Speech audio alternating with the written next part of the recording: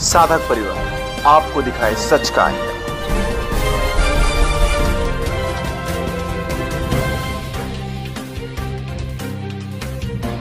तो दिव्यांग होते हुए मैं दारू पीता था, गुटखा खाता था, व्यसन करता था और बापू ने 14 फरवरी का मातृ पितृ पूजन चालू कराए, बापूजी ने तुलसी पूजन चालू कराए। लेकिन बापूजी को सब जानते हैं, पूरे हिंदू लोग जानते हैं कि बापू सही हैं, लेकिन कोई सामने आना नहीं चाहता, कोई सत्य को बोलना ही नहीं चाहता।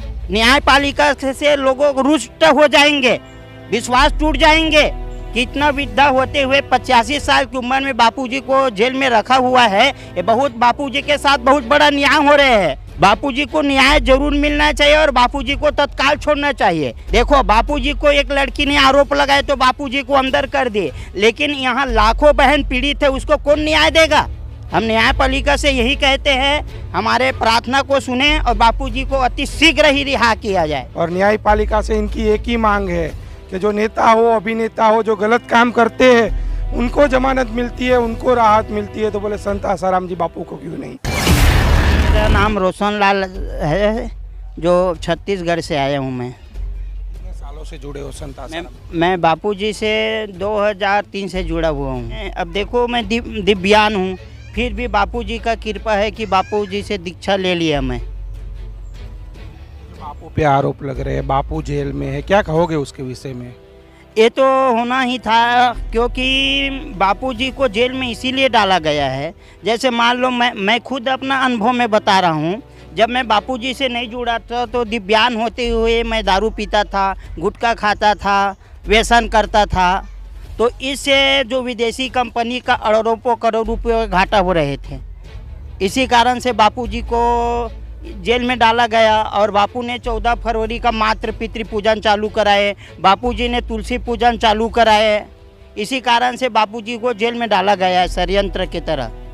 लेकिन बापूजी को सब जानते हैं, पूरे हिंदू लोग जानते हैं कि बापू सही हैं, लेकिन कोई सामने आना नहीं चाहता, कोई सत्य को बोलना ही नहीं चाहता। सालों से आते हो, यहाँ कुछ गलत देखा क्या कि आश्रम में बापू के द्वारा कुछ गलत गतिविधियाँ होती? नहीं, बापूजी के द्वारा ना साधकों के द्वारा कोई गलत विधियाँ नहीं होती है।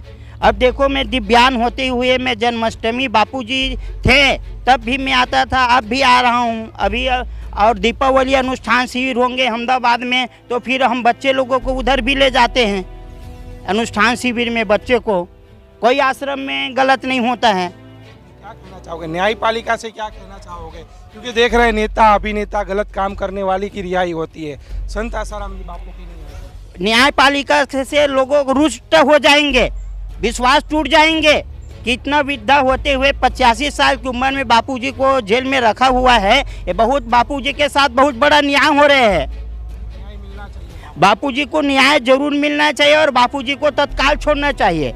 ये जो कोरोना हुआ, ये प्राकृतिक जो आपदा हो रहे हैं, ये संतों के सताने के कारण से ही हो रहे हैं।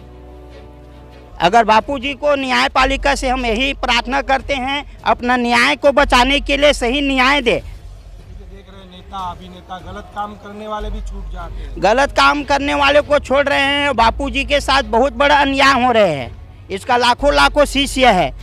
देखो, बापूजी को एक लड़की ने आरोप लगाए तो बापूजी को अंदर कर दिए, लेकिन यहाँ लाखों बहन पीड़ित है, उसको कौन न्याय देगा? एक के बात को मानोगे कि करोड़ों हजारों के बात क्यों मानोगे? हम न्यायपालिका से यही कहते हैं, हमारे प्रार्थना को सुने और बापूजी को अति शीघ्र ही रिहा किया जाए। आरोपों में कोई सच्चाई नहीं है, आरोपों में कोई सच्चाई नहीं है। तो दिव्यांग है, मतलब विकलांग है, छत्तीसगढ़ से आते हैं। इन्होंने बताया कि सालों से संत आसाराम जी बापू आश्रम में जाते हैं, जो भी बापू पे आरोप लग रहे हैं उसमें जरा भी सच्चाई नहीं। और न्यायपालिका से इनकी एक ही मांग है कि जो नेता हो, अभिनेता हो, जो गलत काम करते हैं उनको जमानत मिलती है, उनको राहत मिलती है, तो बोले संत आसाराम जी बापू को क्यों नहीं।